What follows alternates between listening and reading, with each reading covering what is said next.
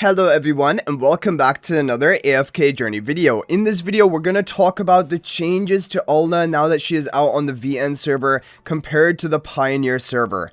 The major changes she has received is overall going to be a slight nerf to her value. Her exclusive skill is now going to have 6 seconds of damage and control immunity for herself and her Winter Warrior. Previously it was 7, so it went from 7 to 6 seconds.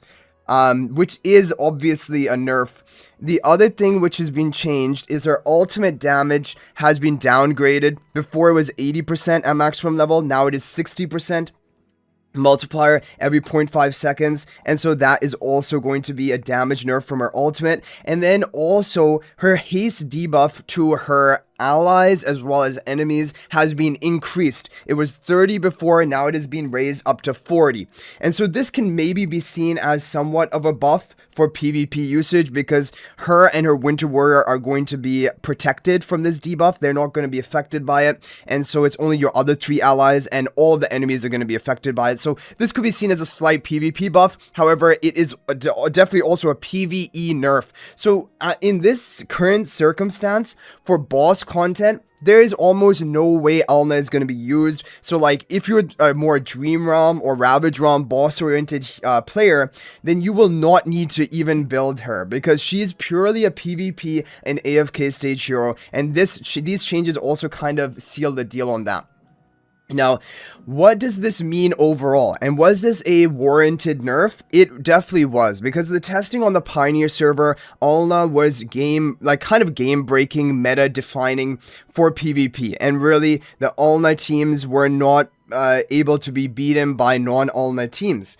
So Alna is very strong, and even after this nerf, she's still incredibly strong, having 6 seconds damage immunity and control immunity for her and her Winter Warrior at the beginning of the match, and then when they drop below 50% health, they're going to trigger this again, so another 6 seconds of this damage immunity and control immunity means that you can have up to 12 seconds of damage immunity and control immunity in just the first 15 seconds of the battle, and then it's going to recast every 20 seconds. That is the cooldown of the skill.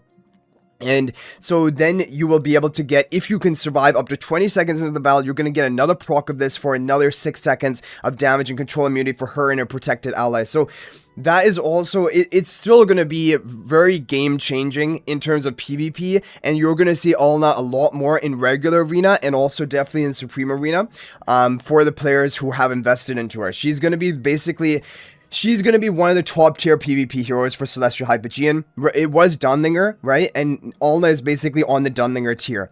And the other thing about Alna is she is going to counter Athalia to an extent, because this damage and control immunity, you're going to use this onto your big hyper carry damage dealer, right? And who does Athalia target? Like with her ultimate, with her dashes, Athalia always targets the hero which is doing the most damage on your team. So Alna can just basically protect that hero and then waste all of Athalia's damage because all that damage is going off onto her Winter Warrior. And so there's a lot of value there as well, right? So it is kind of like a counter to Athalia, having Alna on the team, which is maybe arguably needed because Athalia has dominated the meta for a long time. Athalia will still be good, but Alna is a counter to her, so basically, Athalia will not be as dominant and impressive as before, because you can use Alna to try and play around her. So Alna is the best supportive hero you can ask for any of your hypercarries, and the thing is, Alna works on ranged heroes as well. If you're running Marcel, Shamira, Cryanaya, a hard-hitting damage nuker, if you just run Alna to protect them, it's so much value, because you don't just need to use Alna with melee heroes. The real thing which makes this more useful is that Alna can be placed anywhere in the battle, right? And the hero who is in the same row as her is going to be getting the Winter Warrior buff. In AFK Arena, how it worked was Alna always gave the buff to the frontmost hero on your team. So then obviously it's more going to be like a melee hero. But here, Alna just needs to be in the same row. She can even be in the back line and protect your ranged hero. So that is really strong. And then also, of course, reducing the range of enemies and also allies by 2 tiles. That's really impactful as well, because range reduction of 2 is a big deal. It will cause enemies to have to walk up, enter weird and strange positions, maybe not even be able to get a good line of attack in. And so this will also mean that we'll have to design our defenses a bit planning for this. Like, what if they run Alna and really reduce our range? Then are we in an awkward position? So overall, Alna is going to be a major force in PvP. She is basically Dunlinger tier, and I consider now for PvP Celestial Hypogeans, there's Dunlinger and Alna. They're top tier. They're the SS tier. Athalia is probably even one tier below that, because Alna you can run with any other hyper carry. It doesn't have to be Athalia, it doesn't have to be a hero like that. And then Dunlinger as well, you know, obviously the ultimate denial is really valuable. And the thing about Alna is she's not an ultimate based hero. Like, her ultimate is nice, but a lot of her value in the Winter Warrior protection and damage and control immunity, it just comes from her inbuilt kit. So it will not be an ultimate dependent, so she can also be run into enemy Dunlinger teams. So Alna definitely is going to be one of the best Celestial Hypogeans for PvP. And because she's a tank, some people are thinking, well, could we just take her to Supreme Plus? Are we going to get enough value with that? Definitely you want to get her to Supreme Plus, because this is a 15% increase to her Winter Warrior's basic stats. And obviously you also need to get her to plus 15 exclusive equipment. That is essential, minimum, because that is going to be that additional proc of the damage and control immunity for her in a Winter Warrior. So that is going to be the thing. But for people who are just focused on Dream Realm and boss content, Ravage Realm, she's a complete skip, because she's not going to be seen in any of that. She's in the Dauntless squad, which, I mean, if there's any squad that she would have a chance in, it would be Dauntless. But the thing is, you're going to reduce haste of your team. That's going to reduce their damage output. And like, the only buffing value she actually provides is this Supreme Plus 15% increase of basic stats for your one Winter Warrior. That's not enough. So, Alna is not going to be in boss content. I'm calling it right now.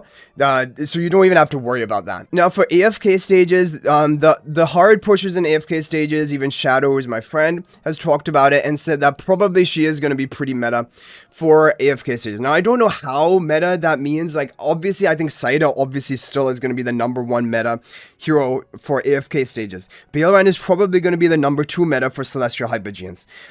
Alna is just basically that more supportive role, protection, but definitely I can already see stages where she's going to get a lot of value, like, you know, protecting your Pheromore, because Pheromore right now has some survival issues, or even protecting your Baelran or Saida at the beginning of the match. Like, there's a lot of value there. I don't know how dominant she's going to be. She could potentially even be the same tier as, or close to Saida. She may be, you know, the priority after Saida for AFK season. I don't know. But so that's the thing we'll have to see about AFK stages. And really the only way we'll be able to decide about that is in like the next season. Because for right now, all the hard pushers have completed AFK stages. However, there may be some people who haven't completed all of the Apex stages yet, and maybe they'll recruit Alna, and then maybe we'll see, is there going to be some value there? But like I said, the hard pushers have already completed all Apex stages. So we might have to wait a while to actually see her value for AFK stages. But I do think there's quite a lot of potential there for AFK stages. And PvP, she's a beast. But like, she is a skip for people who are boss focused. And this season we had Mihira, we had Alicet, who are both very important heroes to be building and upgrading for boss content specifically. And like, you know, if you are that more free to play or light splendor player, probably I would recommend Alicet and then second Mihira for this season, and skip on Alna, because Alna is basically purely PvP. AFK stages, I don't know. And then also the thing about AFK stages, the rewards from it are not massive anyway. Boss content is more important. And like, you know, if you build Alicet and Mihira, you're going to be topping the ranks for Ultimate Siege and Ravage Realm as well, right? So that's the advantage. Titan Reaver as well.